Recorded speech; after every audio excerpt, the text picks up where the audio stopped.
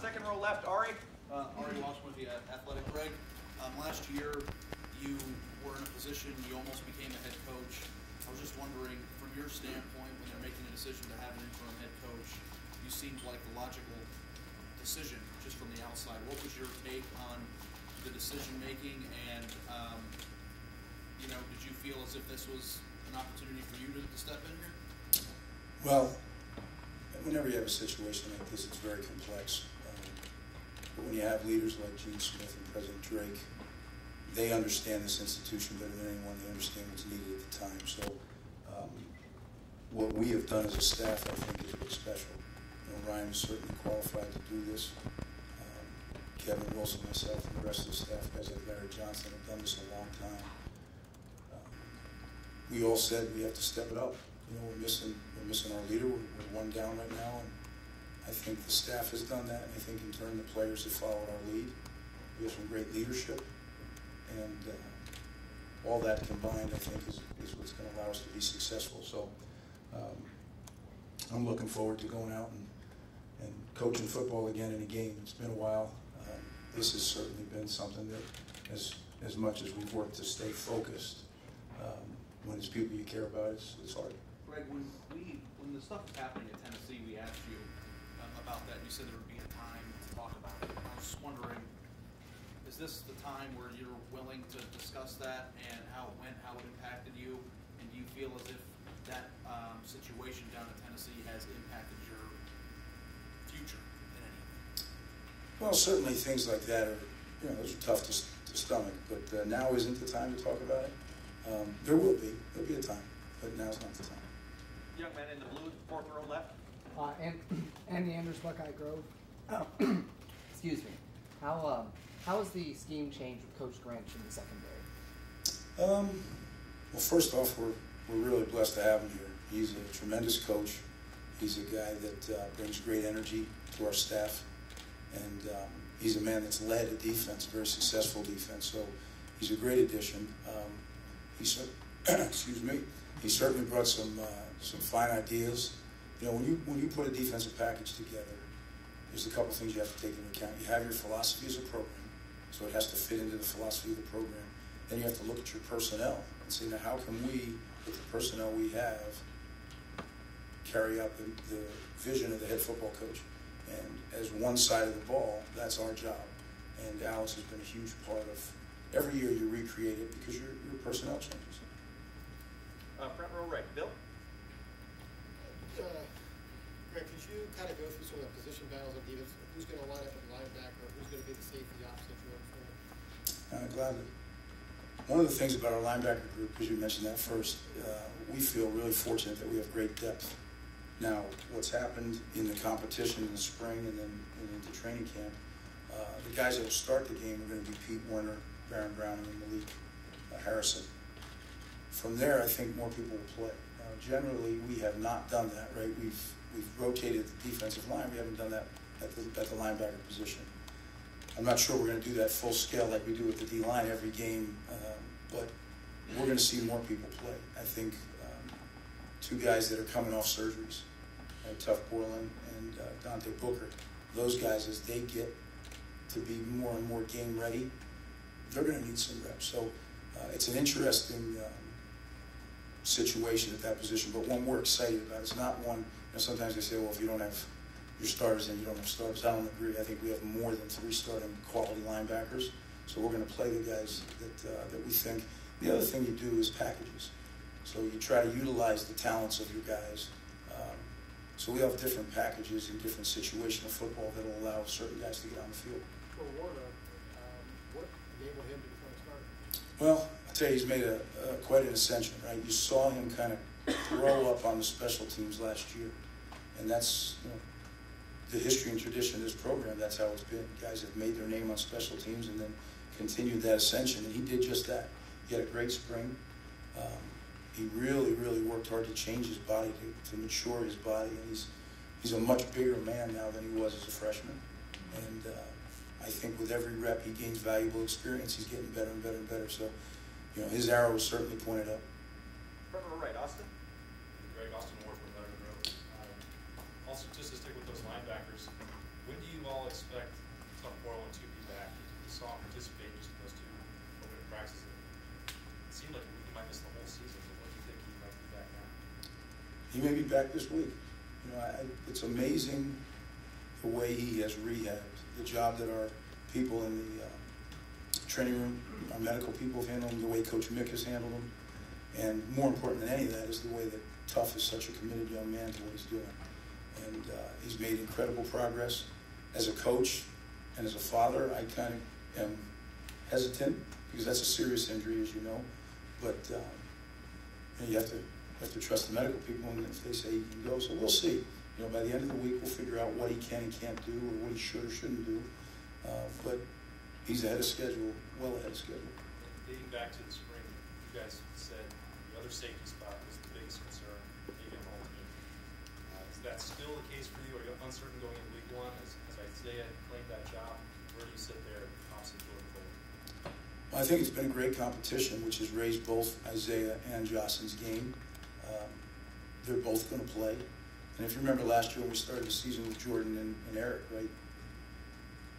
They both played, and then Jordan pulled away and became the starter, and became a really fine starter, as we know. So I don't know if that'll happen, or if all season long those two guys will go back and forth. But whatever happens, I've said this to you guys before, you can't make it happen. You got to let it happen. Now, you encourage and you coach and you teach, but at the end of the day, they have to go out there and play their way into a position. Far left, Matt. Matt Boy, 157 zone. There have been so much stuff going on around the program. I'm just wondering, from your perspective, guys during training camp, was able to block out the outside stuff? What is your take of the kind of camp you had, given the certain? I thought we had an outstanding camp. I really do, and it's a testament to those players, our leadership first, and the whole squad. Having said that, certainly to block it out would be, that would be not true. The guys have done their best to stay focused on the task at hand. And, one of the things we talk about all the time around here is, keep the main thing the main thing. Stick to what we're here to do. And you can't do anything about some of those other things that are happening outside right now. But what you can do is really grow as a team and grow as a player. College football's a little different, right? Training camp is the only time that we have their undivided attention. It's the only time all year long. They have academics, they have different social things going on. So training camp, they're ours. And it's critical. That's where your team is forged. That's where your personality of your team comes, your leadership. So it's not like you can do a do-over. It happens once, you have those 3 weeks, and it has to happen. And I thought Ryan Day did an incredible job stepping into that role. Unbelievable. I think our coaching staff did, and most importantly, as I said, our players. Front row, second row right. Rob? Rob Aller, Columbus Dispatch. The events of the last, 4 or 6 weeks have sort of brought to light this idea of what are the responsibilities of the college coach? You've lived it. You were Rutgers, you were the head guy, and then you're also in the NFL. Sort of share the nuances and really what the differences are there from you're over the entire program versus just football. Well, as a college head football coach, you're responsible for a lot of things, a lot of people, and that's what you sign up for. That's part of the job that I really enjoy, is that you touch so many different people, and you're able to help so many different people grow. But there's a great responsibility that comes with that. In the National Football League, it's a little different, in that there's a general manager that has control of and responsibility for some things. You as the head coach have responsibility for some other things. And then just the fact that you're dealing with grown men, some in their 20s, some into their 30s. When I first started coaching the NFL, my first stint, I was 29 years old, and I was coaching people that were older than I. So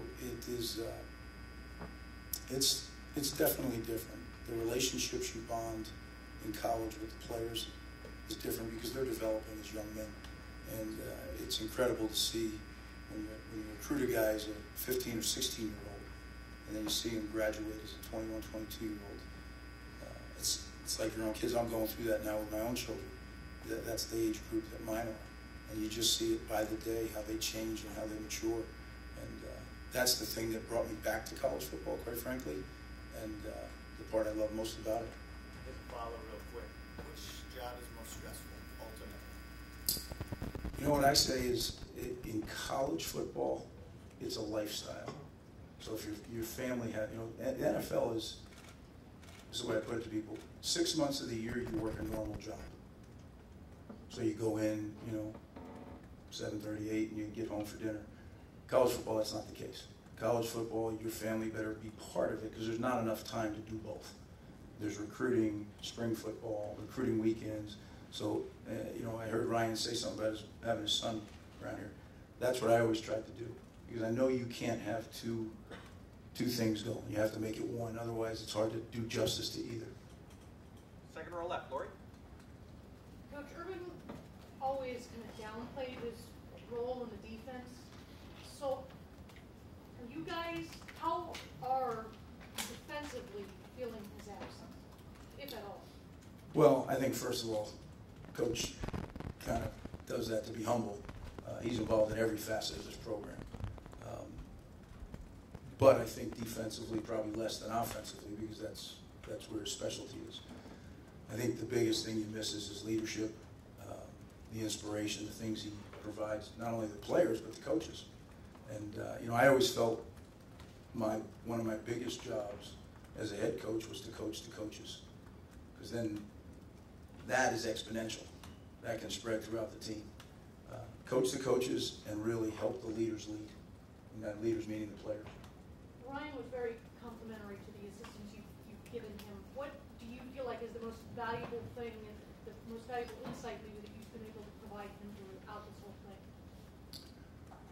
Well, we've talked a lot, and Ryan's only been here a year, and I've only been here going on my 3rd year, so I didn't know Ryan before he came. We've gotten, I'd say, in the last 30 days a lot closer, and that's been neat because he's a special guy. He's got a bright future. Probably be himself. We have a program here, and as Ryan has told our staff and told our players, he's holding the spot until Coach gets back. So we have a program, we have a philosophy, we have core values. We're sticking to the plan. But within the plan, there's daily decisions that must be made. And I told Ryan, listen, hear me out, hear Kevin out, but at the end of the day, you have to do what you feel comfortable with. Because your name now is in front of that program. Front row right, Tim. Tim May, Columbus Dispatch. Rick, what is the biggest mistake you made in your first game as a head coach that still sticks with you? You remember? Oh, I remember it very clearly. We're at the University of Buffalo, which was a monster crowd, as you can imagine, right? Rutgers, Buffalo, we hadn't won forever. And I'm so excited to go coach the game, and I'm going to lead the team onto the field. And I'm standing in the tunnel waiting for them to say, go ahead. And I noticed that I don't have my call sheet or my game plan with me. So now an experienced head coach would call the assistant over and say, hey, do me a favor, go get the game plan in the locker room. But not having that experience, what did I do? I worked my way through the crowd, through the players, got it, sprinted up, and just as I got back, we were able to take the field on time. But that's what I remember. Thankfully, things calmed down a little, and we won that game. But yeah, that's my recollection. Was there a sense, though, going into that there were going to be decisions you have to make like that as the head coach? I mean, during the game, how do you prepare for that as opposed to just worrying about the defense or the offense? I think certain guys, from the minute they get into this thing, are preparing to be head coach. And that's just the way they're wired. And I think other guys are really great assistant coaches, and maybe someday they become head coaches or maybe they don't. From the day I started coaching, I knew I wanted to be a head coach. And I worked for some tremendous, legendary head coaches, both in high school and in college and in the NFL. And I constantly was studying them. And my high school coach, Mike Mielo, who started me in this profession, he told me, you're going to go on and you're going to work for several people. Don't only write down the good things, but write down the things you wouldn't do. So I took that advice very seriously and was preparing the whole time. As you've gotten ready for Oregon State, obviously Jonathan Smith's coming from Washington, that idea that they have plays, they don't have a scheme, things like that. But I don't know, is this an open book almost, or have you studied a lot of Washington, a lot of Colorado? Just how have you gotten ready defensively for this opener? Well, we studied both. We'd like to think that we have a system that can adapt within the game, and that's something that we're we constantly talk to our players about. Is we'll go in with a blueprint, but we're not married to anything because we have a menu. We can use certain things. If they change, we can change. I get a kick sometimes of the defensive coaches who say, I don't care what they do, we dictate, and that's not true. They line up in a formation. We don't tell them how to line up, and then we have to react to that. So it starts with that, and it obviously goes much deeper. But I think that in games like this, new head coach, offensive head coach, has an offensive coordinator, so you really have to spend some double time studying both, but not marrying yourself to either. Because you may get a third, you may get a hybrid of both. One last thing. Was there a moment in camp when it dawned on you that Ryan was up to this task? Because like you said, he hasn't been named the head coach. I mean, he's filling a chair for now. But was there a moment when you just, you watched him and how he handled something and went, okay, he's doing all right? I mean, you remember any kind of moment like that, or day, or? No, I think it was the third. I think it was the third. I got that. I think it was the third day that he spoke with the team. He just said, "That's Ryan."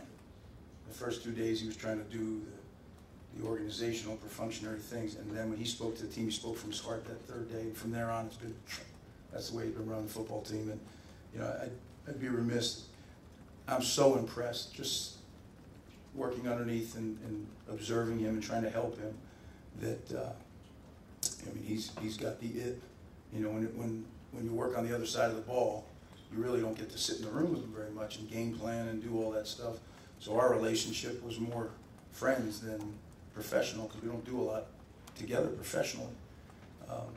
Observing him over the last, whatever it is, 25 days, he's got the it. Front row left. Doug? Greg, in the linebacker room, among the other guys in that fight, like Keandre Jones, Justin Hilliard, are they still in that mix, just maybe a step below those other guys, or how do they fit in? They really are. They're in. That's what I said. When we have tremendous depth, I didn't mention every guy, but they are in the mix. Justin Hilliard has just been a tremendous story for me. I love the kid, the way he has come back from injury and really worked himself into being a guy that we are very comfortable putting out on the field. And he's probably one of our top, 2 or 3 special teams players on the entire team. So he'll play a ton of downs, whether they're defense or special teams. But he is ready to play defense. And then Keandre Jones, there may not be a harder working guy on our football team. And he's battled through some things. He's one of the toughest guys. And I know he has not been 100%. He keeps going out. I think he's getting close now. And I'm anxious to see him be able to practice for a couple weeks where he's 100% and he's going without having to avoid some different things. But he'll play a lot as well. So we are going to play. The young guys might not get in the game, the newcomers, but they're very, very exciting to look at as well. They're really good players. So that room has, I think it's got a bright future, that room. And is Werner or Brown in the middle linebacker? Barron's the middle linebacker. Barron's in the middle linebacker. The cornerback situation, are there 2 starters and then backups? Are there going to be 3 guys or 4 guys all rotating equally? How will that work out? We'll stick to the 3-man rotation that we developed here a few years ago. I think the way we play, we play press coverage almost every down. And not only is it physically tiring, but it's mentally. Every down, this could be the one he's going deep, right? So, and those guys have done a great job. Kendall, Damon Arnett, and Jeff Okuda will be the 3 rotating. And we feel like we have at least 3 starters in that room. Again, that's a room that I'm getting more and more excited about every day, because we have some youth at the position as well that is getting better. And at this place, you're better, because those corners tend to leave early. It's kind of been the formula around here. So we have to keep bringing those young guys up quickly, and they're doing that. So that's good. At defensive end, will Nick Bosa and Chase Young get more snaps than the other guys? We know there was a big rotation last year. How will you guys work that out when you have, especially a guy like Bosa who's an All-American? Well, Nick will certainly get his share. You have to. He's a dominant football player, but Chase is an excellent player, Jonathan Cooper. I think those 3 will rotate, and then from there we'll see, Jayshon Cornell and whoever else may get in the game at defensive end. But excited about that group. They're really, they have a chance to be special. And then just the big picture, how much of, if you had to break it down, how much of being a head coach really is during the week, practice, training camp, game plan, culture, leadership, versus how much is the 3 hours on Saturday making decisions, making in-game adjustments. We know Urban's not going to be here for 3 games. I'm just trying to get a feel for how much he'll be missed on those Saturdays versus how much you miss the head coach with everything else in a program. That's an interesting question because certainly when you're a head coach, you chart the vision of the program, and that's the number one thing. And then you help, you inspire and you equip people to carry out that vision. So that's a big, big job. But you can't underscore game day either, because you do all that for those 12 Saturdays, and hopefully then the 13th, 14th, 15th. So I do think that decisions on game day are critical, because all that work goes into, it can come down to that 1 4th and 1, or that, do we throw it or run it, or we blitz or lay back. And so that can't be underscored either. So I think it's a combination. And I think when you talk generically about head coaches, it's different. Some guys are very involved in the game day decisions. Some guys are kind of hands off and only make 1 or 2 big decisions a game. Other guys are very involved. So it depends what kind of head coach you are, and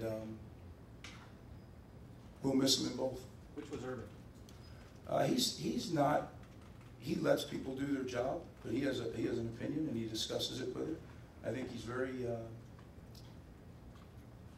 very reasonable about how he handles decision making on game day. A lot of them are made before we ever get to that stadium, but there's always one. People say, "Well, we'll make them all before." You can't. Things come up but what he does is able to stay in the moment, and that's what we preach to our team: win the moment. He's able to stay in the moment and talk to his assistants, and then make the final decision. Folks, we're going to kind of speed this up because we got to wrap this up. I want everybody to get at least their one last question. So have your best question, front row left. Bill? Bill Anderson with Cleveland.com. Greg, are you guys comfortable with Barron playing middle linebacker and outside? And what does a healthy, tough Borland mean for Barron when he's back in the mix? I know you're going to rotate, but Barron just seems like a guy that needs to be on the field in some capacity. How might his role change when Tough comes back? You know what?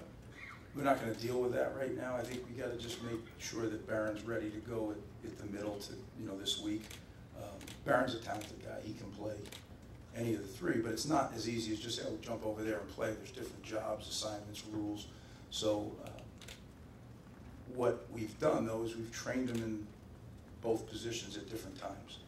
So I think he has a background in both. But right now it's all about one game, Oregon State, and Barron will be in the middle. And then Ryan was saying he's going to call plays from the sideline. I don't think he's done that here. I don't know if he's done it before. You obviously have extensive experience on the other side of the ball, obviously. But how much do you anticipate you'll be helping him on the sideline, just sort of that kind of things, communicating with officials, just like the normal things that a head coach has to do on the sideline? They're going to be unfamiliar to him. I think I'll do it pretty much the same way I did with Coach Meyer. I mean, we constantly in communication. He and I, if there was, no-brainer penalties we never talked about, but if there's things that, there was things to weigh, and what would be, we always talked about it, how did it affect the defense, how did it affect the offense, so we'd have a 3 or 4-way conversation going. But again, it's the head coach's job to make the final decision. You can take the information, and oftentimes you have to take that information to make a decision in about 12 seconds, right? It's not like you have an hour to think about it. So that's what Ryan will do, and that's where I'm here to help him. That's where Kevin's here to help him, and our whole staff is. Second row middle, Taylor. Coach Taylor Ashbrook, EBSN Online. I know Tabor spent the spring with you guys, but that seems to be, a very interesting coaching change there, going from a high energy guy like Carey to, what's the energy difference between him and Tabor? Does Tabor have different techniques that he teaches than Coach Combs, or how do those guys differ, I guess, in a spot where you've got to replace 3 starters yet again for the second straight year? That seems to be the replace the starters has kind of been the theme. But if you've ever seen, I know you haven't had a chance to see a lot of them here, but you ever see him at the end of practice? Tabor Johnson sweated through his gear from head to toe. I mean, that guy runs around the field. So the energy that's provided is off the charts. Now we know, I don't know if anyone can ever hit Coach Combs' level of energy, right? That's caffeine 2.0, but Tabor's, he's right there. Technique-wise, there's certain things, every coach has a comfort zone that they like to deal in. And just like we talked about earlier with Alex, Tabor has brought some ideas into our defensive staff, and that's why change, although it's sad to lose buddies and lose the chemistry that you have, change is good. And as a head coach, I never was scared of that when guys moved on to different jobs, because you bring new people in, they bring new ideas in. The only thing that has to happen is it has to fit into the philosophy of the program that you're joining. And we always gain, good ideas and good techniques and motivational things, and Tabor's provided that, just as Alex has. Fourth row right, Aaron? Aaron Goldstein, Spectrum Sports. Coach, in the 26 days since Urban was placed under administrative leave, have you or any of the other coaching staff had any chance to interact with him at all, whether you're reaching out to him or he reaching out to you, and what have those interactions been like? Well, Urban is, before he's my boss, he's a friend. I've known him for over 20 years. So when I was allowed to, I did communicate, and that's personal. It wasn't about football, it was about him, because I was worried about him. I'll leave it at that. Right, Dom? Coach Dom Taveri, 10 TV. Sometimes adversity brings the football team closer. Have you seen any of that, and what do you expect to see on Saturday? Well, I think you're right on that, Don. I think we've all seen that in all different walks of life. But I think what it did in this instance is our leadership, which was really good. I think they would have, if Coach Meyer was here, they would have led in a very, very good way. But I think they really stepped it up. You're sitting where Johnny Dixon sits in special teams, and I can just picture Johnny and Terry and Paris. I mean, you're talking about three great leaders, and they acted like grown men. And I mean, grown men not only holding others accountable, but teaching younger guys. And I'm sure they would have done it to a degree anyway, but I think, like Ryan has talked to all of us about, we all had to step up our game a little bit. And I think our leadership has done that, and I think that's, the adversity has brought that up. Have you ever been on a team where 3 receivers were captains? Because you often think of receivers as those guys out on the edge, so to speak. Right.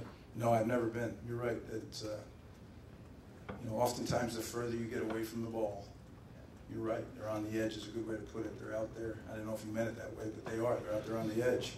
And they don't deal with the others very much. They deal with themselves, and they deal with, so it is unique. But I think it's a testament to the work ethic those guys provide year-round.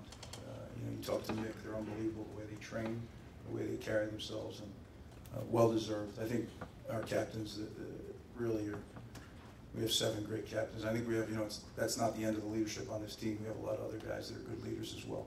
Last 2 individuals, front row, middle, Dave. Great, Dave Biddle with 24/7 Sports Block.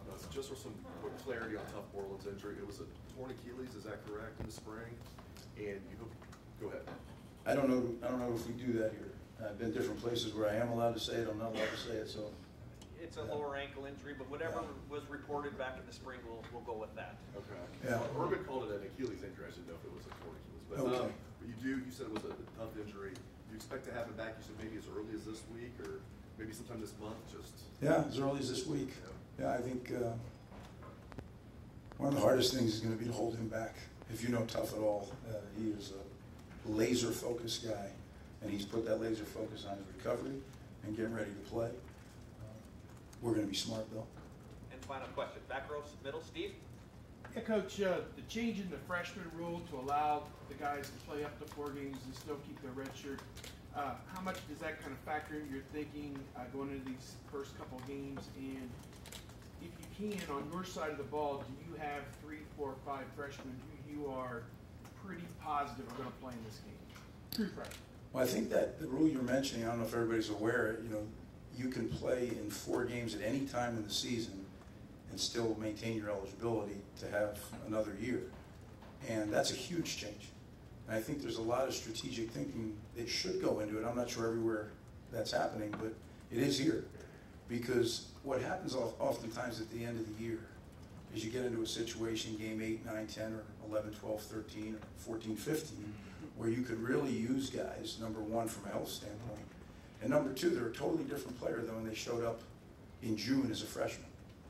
Totally different player. When they've gone through a summer of training, a training camp, and all those practices in preparation, they actually are ready by that time to make a big contribution. So strategically, some do you play early and some do you wait and see and save in the fact that you might need them down the stretch, and they could actually have a huge impact on your success down the stretch. So there's a lot of strategy involved in that. The second part of your question? Just 3 or 4 names of guys, maybe guys lost the stripe early, or Togiai, whoever that, who are maybe 4 or 5 true freshmen you have a good idea are going to play.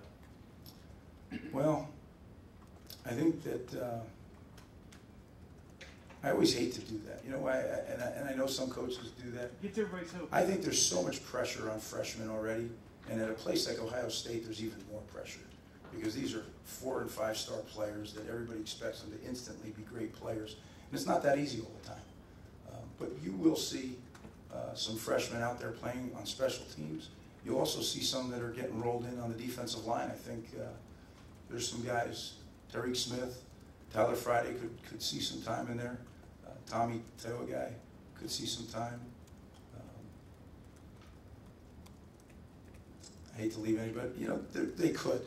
I just think that you got to let freshmen develop, and that's what we try to do here. We push them to develop them as fast as we can, but we don't want to rush them. Vincent? Thanks, guys. Deron Vincent, thank you. Yes, I missed them. Coach, thank you so much. Thank you for your time.